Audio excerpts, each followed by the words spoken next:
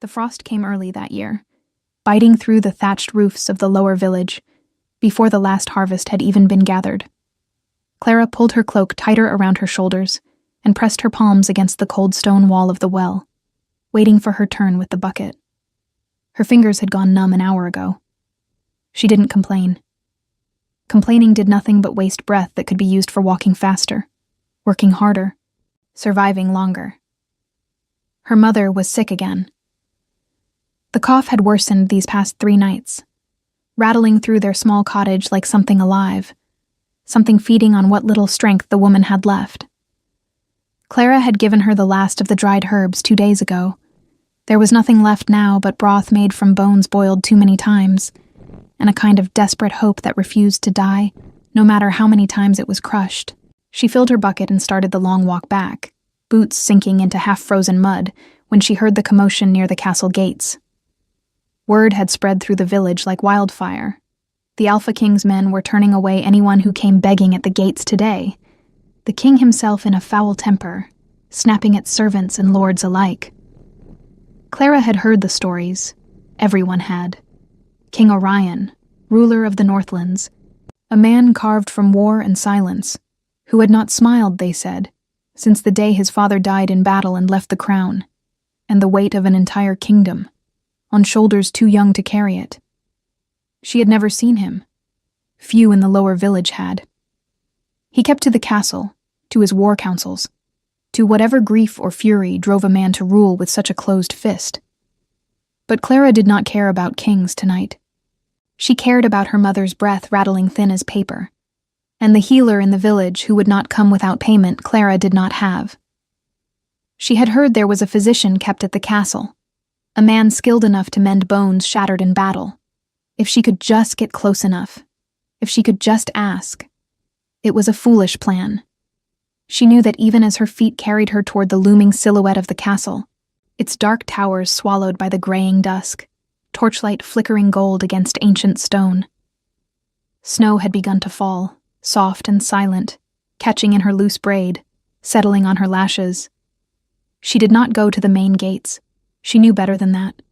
Knew the guards there would turn her away before she could utter a single word.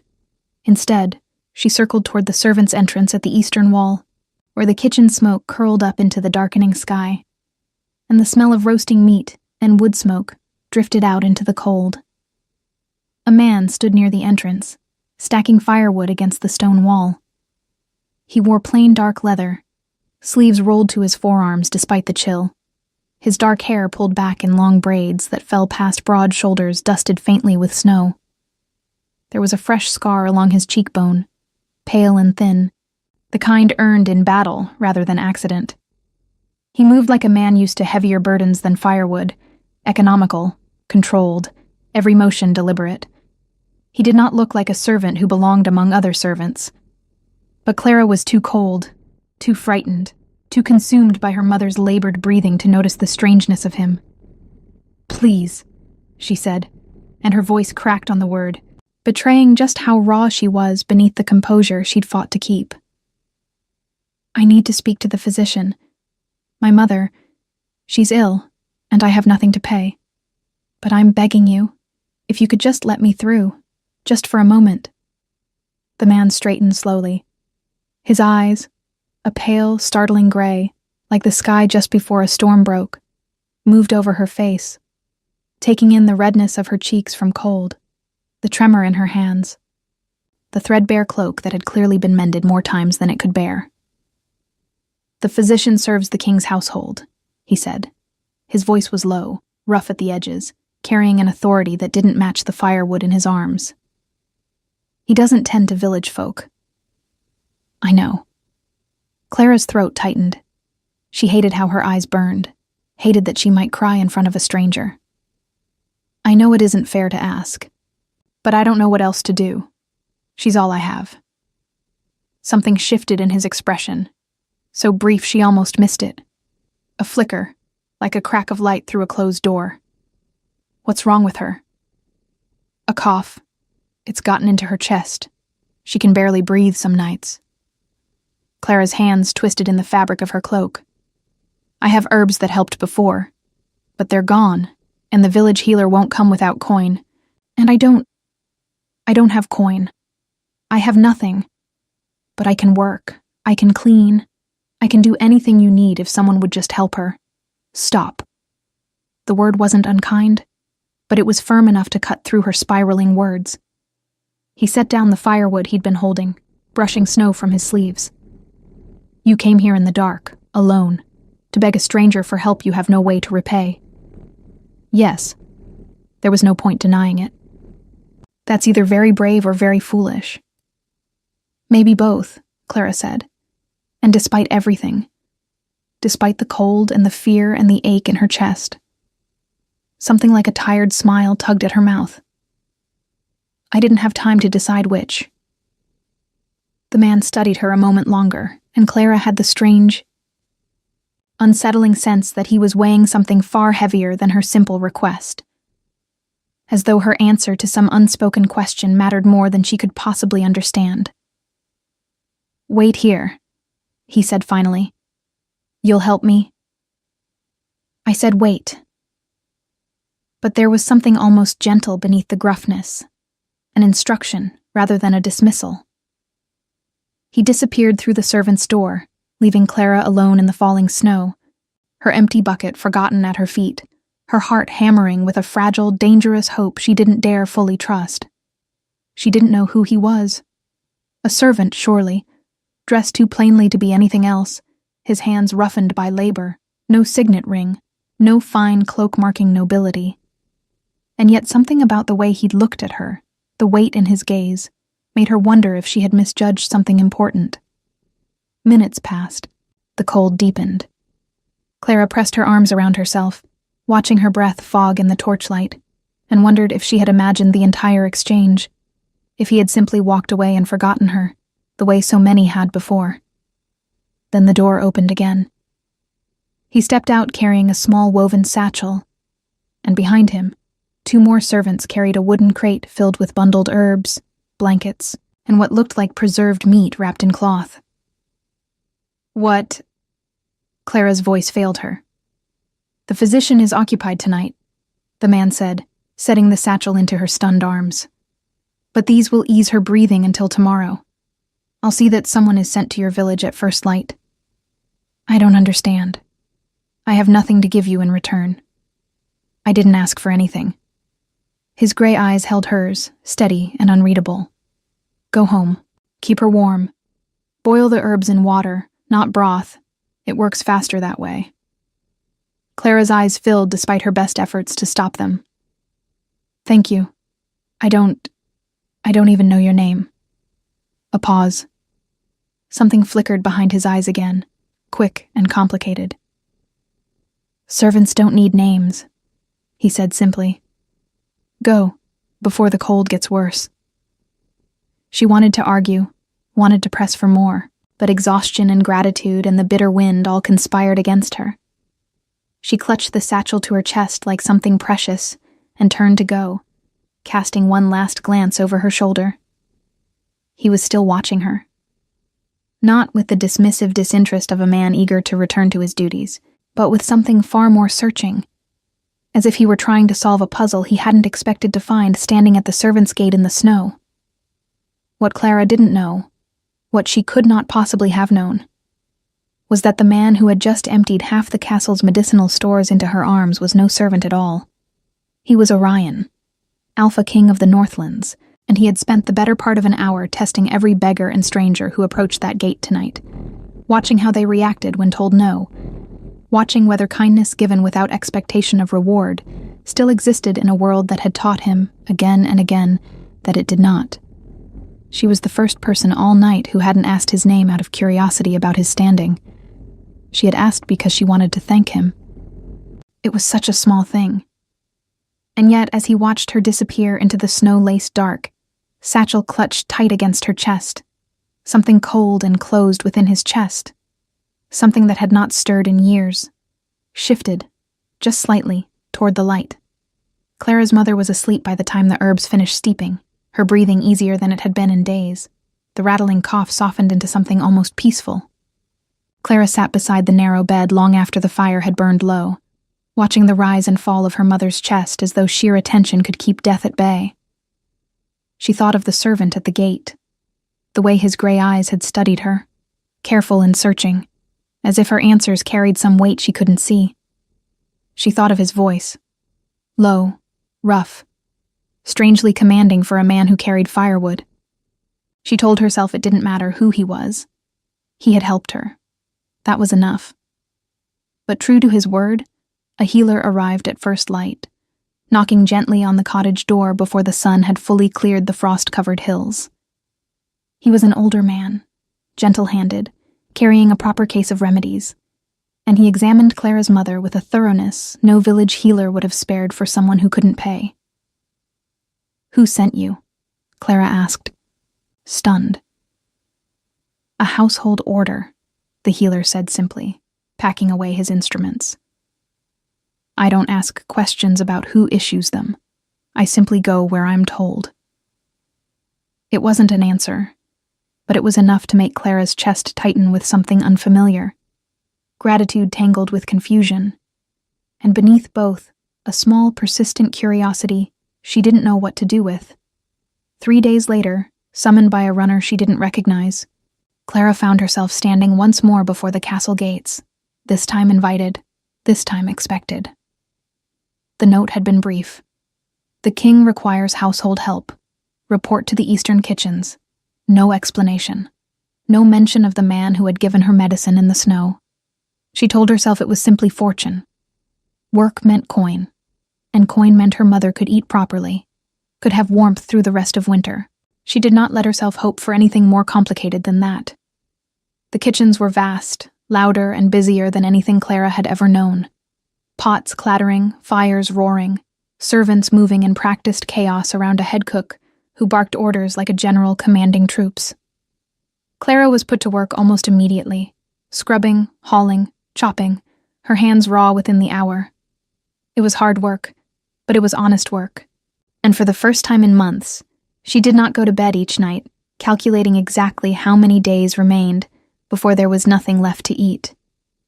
It was on her 4th day that she saw him again.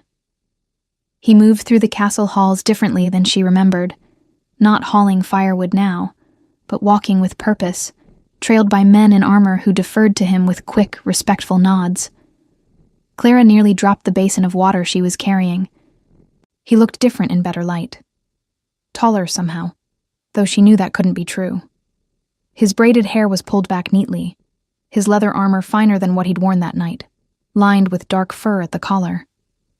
But it was unmistakably him. The scar along his cheekbone, the storm-gray eyes that found hers across the crowded hall and held. For a moment, neither of them moved. Then one of the guards beside him bowed his head slightly and murmured something that made Clara's blood run cold. "Your Majesty." The basin slipped from her numb fingers, water splashing across the stone floor. Several servants gasped. Clara dropped into a hurried, clumsy curtsy, heat rushing to her face. "Forgive me. I didn't know. Your Majesty, I'm so sorry." "Get up," Orion said. Not unkindly, but the command in his voice was unmistakable now, stripped of whatever gentleness he'd shown her in the snow. This was not the servant who had carried firewood.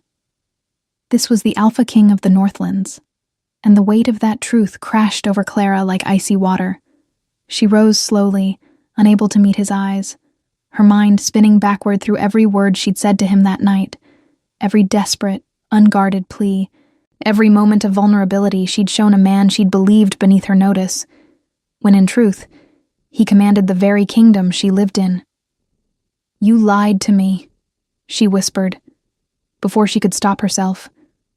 A murmur rippled through the watching servants. One did not accuse a king of lying, not aloud, not ever. Orion's expression didn't change, but something flickered behind his eyes, quick and sharp. "I never lied," he said evenly. "You assumed. I simply didn't correct you. That's the same thing." "It isn't." His voice dropped lower, meant only for her now, though the hall had gone unnervingly quiet around them. "If I had told you who I was, Would you have asked for help the way you did? Or would you have performed gratitude instead of feeling it? Clara's mouth opened, then closed.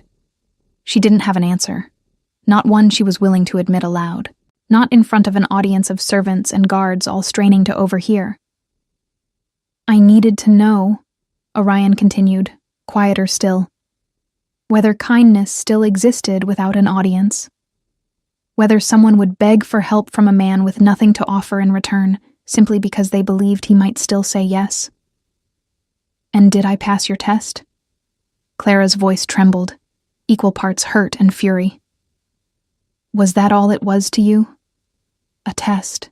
Something in his jaw tightened. For the briefest moment, the iron control in his expression cracked, revealing something rawer beneath. Exhaustion, maybe, or old grief that had calcified into distance. You were the only one who didn't ask my name out of greed, he said. Out of every beggar, every desperate soul who came to that gate that night, you were the only one who asked because you wanted to thank a stranger. That isn't a test you failed, Clara. She startled at the sound of her own name in his mouth. She hadn't given it to him that night. He must have asked, or already known, somehow, before she'd ever set foot in his castle.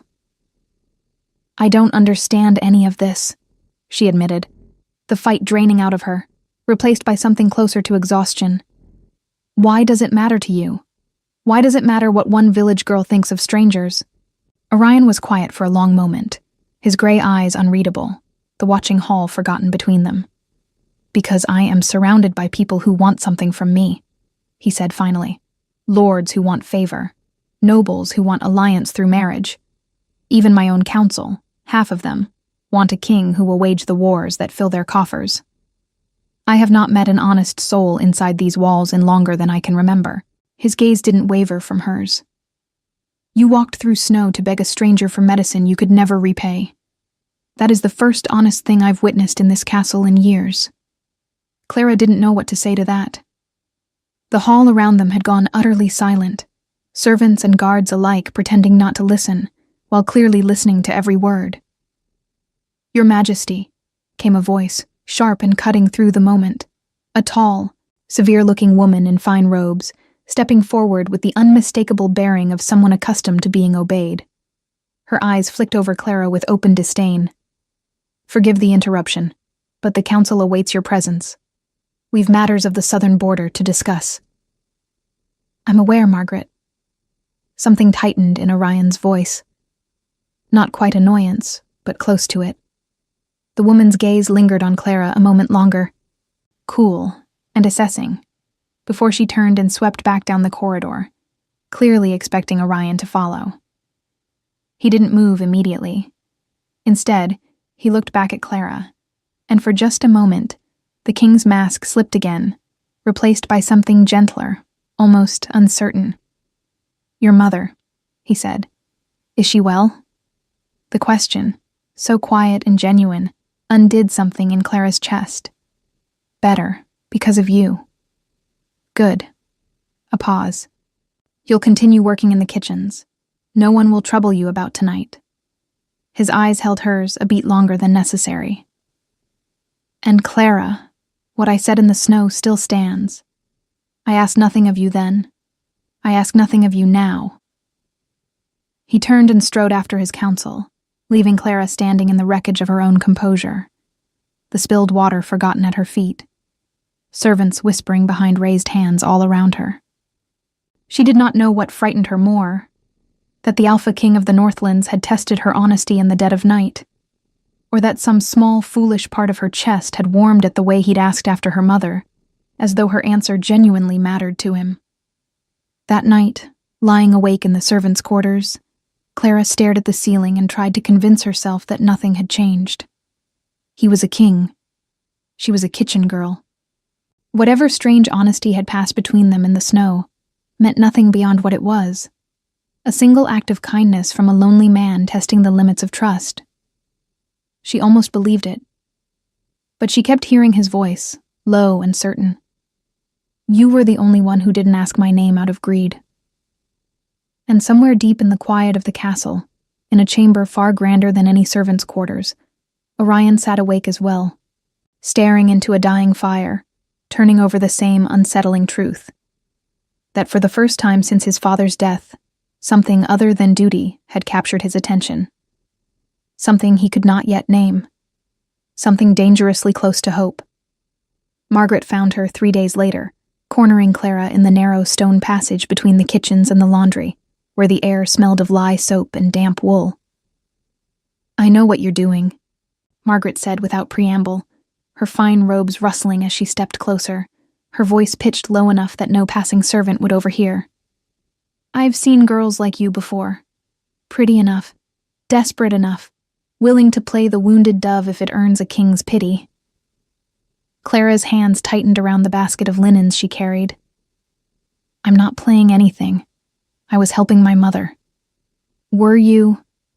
Margaret's smile was thin, cold, the kind that never reached her eyes. And it had nothing to do with knowing exactly who would be standing at that gate that night. "I didn't know who he was. I still don't understand any of this." Clara's voice wavered, frustration and confusion tangling together.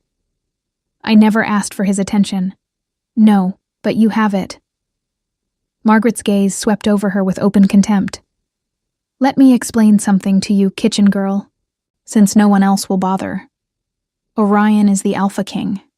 His mate, when he chooses one, will be Queen of the Northlands, will carry the weight of alliances, of bloodlines, of a kingdom built on centuries of careful breeding and political marriage.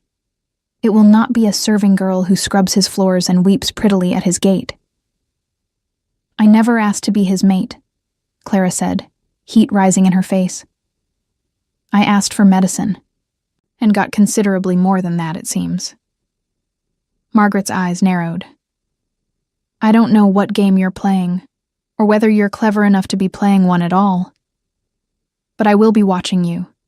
The king has responsibilities you cannot begin to understand. Alliances with the Western Pacts that depend on a marriage he has delayed for years. Whatever fleeting interest he's shown you will pass. They always do. Don't make a fool of yourself believing otherwise." She swept away before Clara could respond, leaving her standing alone in the cold passage, linens forgotten in her trembling arms. Clara avoided the upper halls after that, burying herself in kitchen work, scrubbing pots until her hands cracked and bled in the cold water. Anything to keep her mind from circling back to gray eyes and quiet questions about her mother's health. She told herself Margaret was right. She told herself the king's curiosity had been a passing thing, born of loneliness and the strangeness of an honest stranger. Nothing more. She nearly believed it, until the evening she found Orion waiting in the kitchen garden, where she'd gone to gather the last of the hardy winter herbs before the frost claimed them entirely. He stood near the stone wall, no guards trailing him this time, dressed simply again. Not quite the servant's leather from that first night, but plainer than the fur-lined armor she'd seen him wear before the council. As though he were caught somewhere between the two men he could be. "You've been avoiding the upper halls," he said, without turning to face her at first. Clara nearly dropped her basket for the second time in a fortnight. "I've had kitchen duties, Your Majesty." "Orion." He turned then, his expression unreadable in the fading light. "When it's just us, I'd like that, if you're willing." "I don't think that's appropriate," Clara said carefully, Margaret's warning still ringing sharp in her ears. "You're the king. I'm a servant who scrubs your floors. You're the only person in this castle who speaks to me without calculating what it might earn her." Something tightened around his words, an old weariness surfacing. "Do you know how rare that is? How exhausting it is to never know if a kind word is genuine or merely strategic?" "I'm sure Lady Margaret would say I'm the one being strategic." Orion's jaw tensed. "Margaret has opinions about a great many things that aren't her concern. She said you're meant to marry for alliance, that the Western Pacts are waiting on it." Clara hadn't meant to say it so plainly, but the words spilled out before she could stop them, raw with a hurt she hadn't fully acknowledged until that moment. "She's not wrong, is she?" Orion was quiet for a long moment, his gray eyes fixed on some point past her shoulder, somewhere in the gathering dusk. "My father died believing peace could only be bought through bloodlines and careful marriages," he said finally.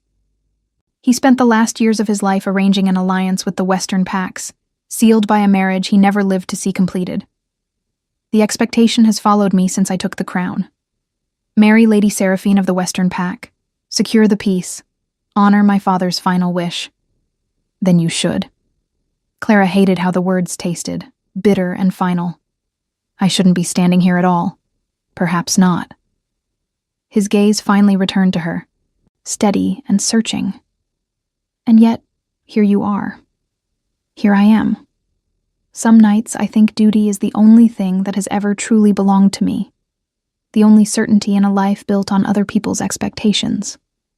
And then, I met a girl willing to beg a stranger for medicine in the snow, asking for nothing but a moment's kindness, and I find myself questioning whether duty was ever meant to cost a man everything. I can't be the reason you question your duty. Clara's voice trembled, equal parts fear and something far more dangerous stirring beneath it. I have nothing to offer a kingdom, no alliance, no bloodline worth protecting. Margaret made that very clear. I didn't ask what you could offer a kingdom. Orion stepped closer, close enough that Clara could see the faint silver scar catching the last light, close enough to feel the warmth radiating from him despite the gathering cold. I asked what you could offer me. The air between them grew taut, charged with something neither of them dared name aloud. Clara's heart hammered against her ribs, equal parts terror, and a longing she didn't fully understand. Orion. His name felt strange and intimate in her mouth. The first time she dared use it. If anyone saw us, if Margaret found us here, let them see.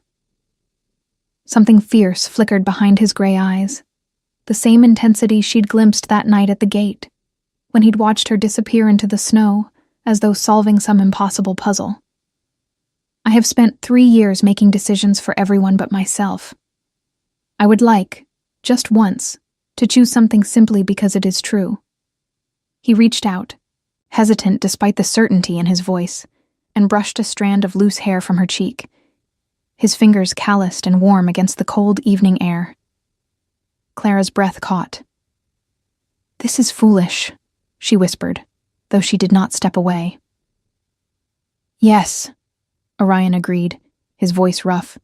"Entirely foolish." Neither of them moved apart. The garden around them had gone utterly silent. The last birdsong faded into the coming dark, snow beginning to drift again from a sky heavy with clouds. For one suspended moment, the weight of crowns and alliances and Margaret's cold warnings seemed to dissolve entirely, leaving only the quiet space between a king and a kitchen girl who had somehow, impossibly, found something true in each other. Then a voice cut sharply through the stillness. "Your Majesty," a guard's voice, urgent and breathless, approaching from the castle entrance. "Forgive the intrusion. Lady Seraphine's envoy has arrived early. They request an audience tonight." Orion's hand fell away from Clara's cheek, the king's composure sliding back into place like armor. But his eyes lingered on her a moment longer, full of something unresolved and aching. "I have to go," he said quietly. "I know." Clara stepped back, putting distance between them, suddenly aware of how dangerously close she had come to forgetting every warning Margaret had given her. "You should." He hesitated at the garden gate, looking back at her once more. "Clara." "Go, Orion. Your alliance is waiting." The words came out sharper than she intended, but she did not take them back. He held her gaze a moment longer, something unspoken passing between them, before turning and disappearing into the torch-lit corridor, leaving Clara alone in the falling snow once more. Exactly as she had been the night they'd met, except now everything had changed, and she had no idea how to undo it, even if she wanted to. Lady Seraphine arrived the following morning, and the castle transformed around her presence like a held breath. Banners were raised along the western towers. The kitchens doubled their preparations for a feast meant to honor the Western Pax envoy. Clara watched it all unfold from the edges, scrubbing pots while servants whispered excitedly about the beautiful lady who would soon be their queen. Seraphine was, by every account, exactly what a queen should be. Tall, composed, dressed in furs so fine they seemed to ripple like water, her dark hair crowned with silver combs that caught the torchlight. She moved through the castle halls with practiced grace, every gesture measured, every smile calculated to charm exactly the right amount. Clara told herself it didn't matter. She had no claim on Orion, no right to feel the hollow ache that settled in her chest each time she glimpsed Seraphine on his arm. Gliding through corridors Clara was only permitted to clean. She nearly succeeded in believing it, until the night of the feast, when she was assigned to carry trays into the great hall and found herself standing at the edges of a celebration that felt, to her, like watching her own quiet hope being buried alive. Orion sat at the head table, the crown heavy and gleaming atop his dark hair, Seraphine seated beside him in a place of honor. He looked every inch the Alpha King the realm expected, composed, commanding, utterly unreachable. Only Clara, watching from the shadows near the kitchen entrance, noticed the tightness around his eyes, the careful distance he kept even as Seraphine leaned close to murmur something against his ear. His gaze found Clara across the crowded hall, just once, brief and aching, before duty pulled his attention away again.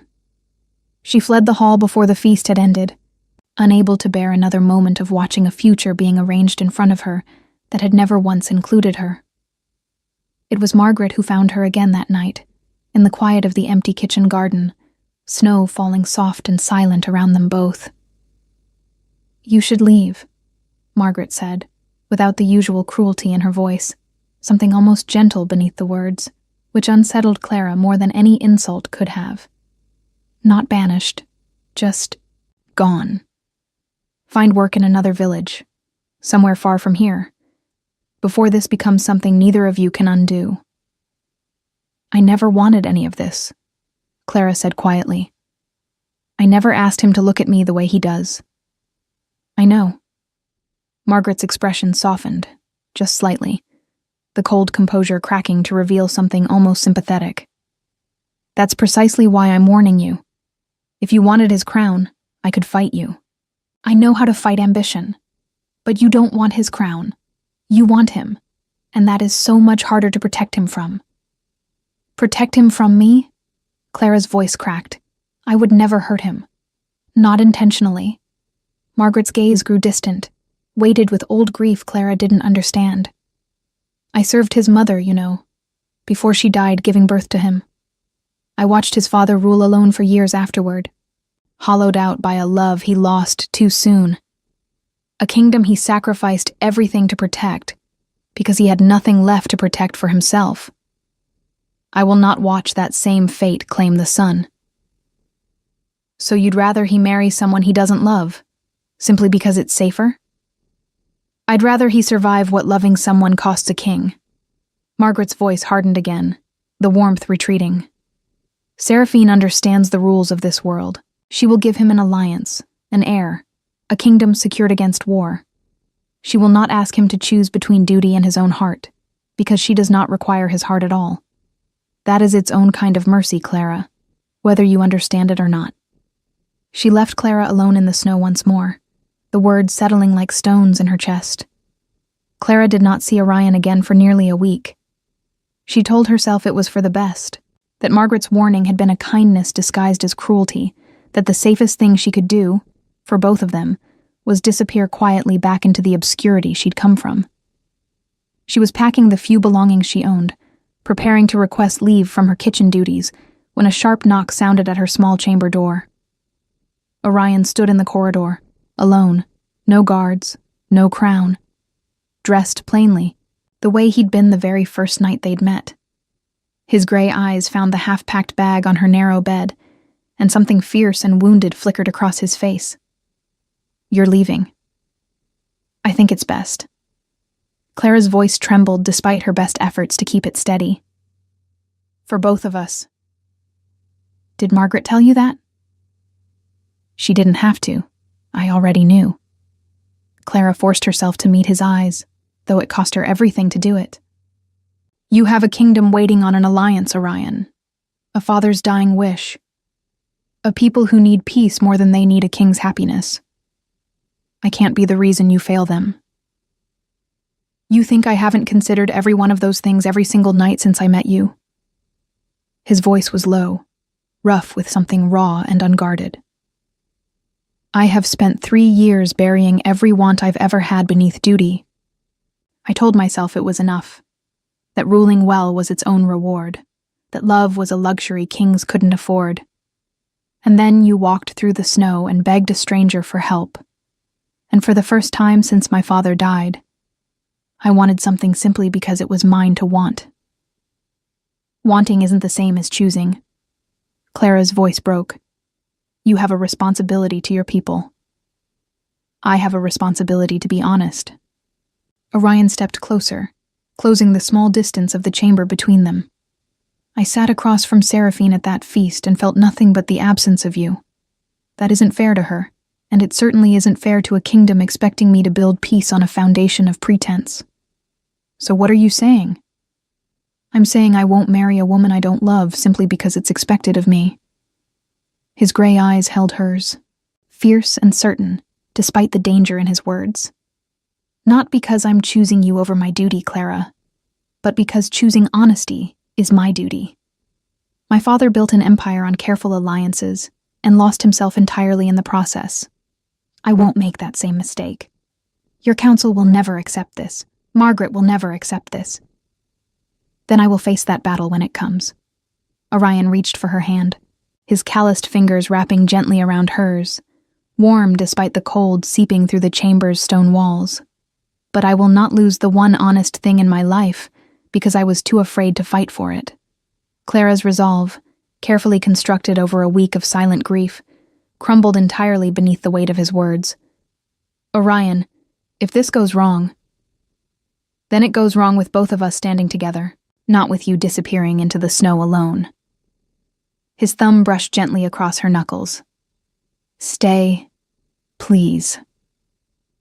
Outside the small chamber window, snow continued falling, soft and relentless, blanketing the castle grounds in pale silence. Somewhere in the great hall below, Seraphine waited with the expectations of an entire kingdom resting on her shoulders. Somewhere in the castle's shadowed corridors, Margaret watched and worried and grieved a future she could already see unraveling. But in the small, quiet chamber, Clara made her choice. Not the safe one, not the expected one, but the true one. She did not pull her hand away. The council chamber had never felt so cold. Orion stood at its center the following morning, Clara beside him despite every protest Margaret had whispered in the hours before dawn. Despite the disbelieving silence that fell over the gathered lords the moment they understood why she had been summoned. "This is madness," one lord said, rising sharply from his seat. "You would abandon an alliance 3 years in the making for a kitchen girl?" "I would abandon a marriage built on nothing but obligation," Orion said, his voice carrying the same quiet authority Clara remembered from the night they'd met, when he'd worn a servant's leather and carried firewood instead of a crown. "I owe my father honor. I do not owe him my entire life in exchange for his peace of mind." "The Western Pack will see this as insult," another voice warned. "They will withdraw their support. There could be war. Then I will negotiate a different peace." Orion's jaw was set, unmovable. One built on mutual respect rather than forced marriage.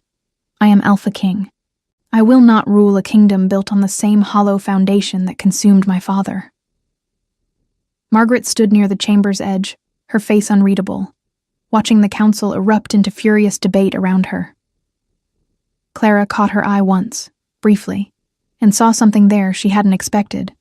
Not triumph, not vindication, but a kind of weary, reluctant respect. It was Seraphine, surprisingly, who ended the argument. She had been summoned to the chamber as well, standing with the same composed grace she'd carried through the entire feast, though something in her expression had softened considerably overnight. "He's right," she said simply, silencing the room. Every eye turned toward her in disbelief. "I came here prepared to marry a man who would never love me, because it was expected, because peace required it. But I watched him at that feast last night, and I have never seen a man look so thoroughly absent from his own celebration. Her gaze flickered briefly to Clara, not unkind, simply honest. I will not build my life on a foundation that hollow. Find another path to peace, Your Majesty. One that doesn't require either of us to disappear into a marriage neither of us wants. The chamber fell into stunned silence. The Western pack came seeking security, Orion said carefully, not cruelty toward their daughter. I will not let this unravel into war over my own heart's failures, Seraphine. We will find another alliance.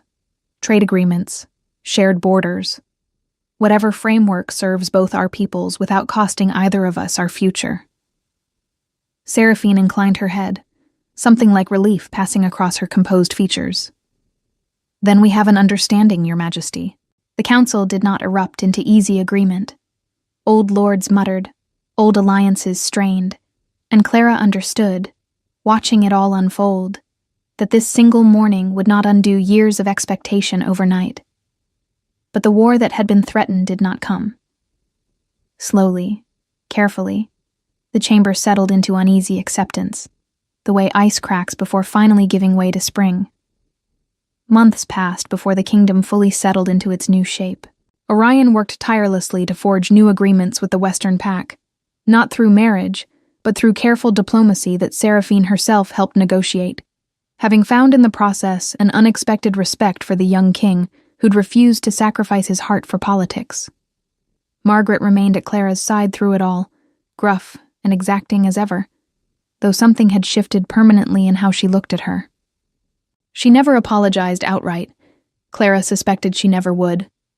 But she began teaching Clara the customs of court, the careful diplomacy required of a future queen, the weight of responsibilities Clara had never imagined she'd one day carry.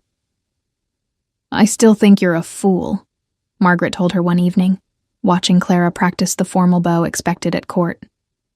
But you're his fool. And I have buried too many people I love to watch him bury his own heart, simply because duty demanded it. It was as close to blessing as Margaret would ever offer, and Clara held on to it like the precious thing it was. Clara's mother recovered fully by spring, her cough nothing but a faded memory, her cottage replaced by a modest house within the castle grounds, where she could be close to her daughter without the burden of poverty pressing down on either of them. She wept the first time she saw Clara in the pale blue gown befitting her new station, gripping her daughter's hands as though she still couldn't quite believe the impossible turn their lives had taken. You always had the kindest heart in the village, her mother said, brushing tears from weathered cheeks. I just never imagined a king would be the one to finally see it. He didn't make me kind, Clara said softly.